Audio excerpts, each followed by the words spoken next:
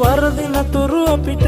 බලන් ඉන්න අයට හරි රිසියයි කාලා බීලා ජොලියේ ඉන්න එකට ගානක් නෑ අපිට හුරුයි මේක හොඳට අපි අපේ ගමන යන එක බෑ කාටවත් නවතන්න පිනට ලැබිලා නෑ අපිට